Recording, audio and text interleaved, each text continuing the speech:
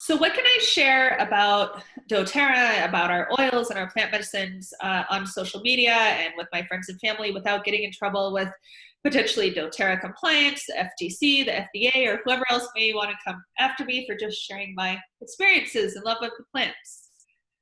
Yeah, that's a great question. So with the FTC, we just have to be very, very careful. We can't make any financial claims like, if you do this with me, then you're going to make this much money, or look how much money I make and take a picture of your check. That's a big fat check. We have to be very careful. That would be a personal conversation between two friends to have, not to post or make any specific claims, because the fact is it takes effort, and it's not a thing that you can say you're going to make this much money. We're not about that. It does take effort. So that's with the FTC. With the FDA, we have to be very careful not to make specific disease claims. So although there's so much research on the oils that help with specific diseases, there's more research coming out. The oils are a plant medicine. We know that.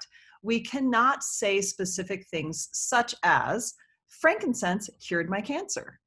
We can't say, if you take breathe oil, you will no longer have asthma. It will cure your asthma. We have to be very, very careful with disease claims. We can rather say it supports body systems. So like if it's cold and flu season, something that I would say would be the On Guard oil helps support a healthy immune function. So you can also say, for example, if you have migraines or headaches, we can't say past tense oil or peppermint oil cured my migraine, although it may have. um, we can say past tense or peppermint helps me with my head tension. It assists my body with head tension that I'm experiencing. I mean, people know what you're talking about when you say that, but it's just, you have to be very, very careful not to make specific disease claims or things being cured with the oils.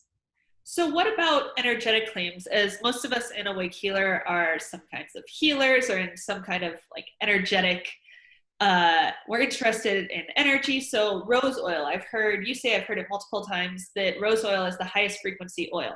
Can we say that? Yes. Yes, you can absolutely say that. And then it goes into a little bit of like the emotional oils, because there's an emotional roller kit of oils, and there's, the individual little 5 milliliter bottle of oils to like motivate and cheer and forgive. Again, it comes to, we can't say forgive will cure your depression, or forgive will, that kind of a thing. Although the studies show people that had anxiety and depression were greatly benefited from forgive oil specifically. So we just have to be very careful, but energetically, frequencies, things like that with the oils you can talk about, which is really pretty cool. Cool. So, can we talk Yeah. about personal stories? Like, I notice when I diffuse breathe, copaiba, and lemon in my diffuser, my son gets on average an extra hour of sleep, which you can imagine. I want to share that with everyone. Is that Yes. something like a personal story that I can share with people on social media? Like, hey, guess what happened? Like, this is really cool. Yes, absolutely. Yeah, for sure. You can say that. And just think of supporting body systems. So maybe it's a respiratory issue during cold and flu season, or maybe it's, whatever it is, it's just supporting that body system. So like healthy inflammatory response would be something that, like, maybe you're using turmeric and deep blue and, the other oils, frankincense, copaiba. You could say this supports a healthy inflammatory response. I notice that my workouts, I can recover faster. People in their mind think, okay, muscle soreness, maybe injury, it helps with that. People kind of know what you're talking about. We just have to put it in a certain way, so that people don't think, oh, if I do this, then this will happen. Because every person's body is different too. So they may, someone might respond really well to aroma touch on their sore muscles versus deep blue. So yeah, so that's kind of how to word things, and people do generally know what you're talking about. Yeah, one more question on the energetic level. What about chakra claims, right? Like, even though you and I know what chakras are and believe in chakras, we can't, maybe the FDA doesn't.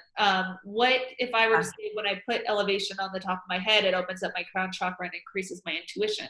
Is this a claim that I can make on social media because it's not a specific body part, it's not a specific physical claim?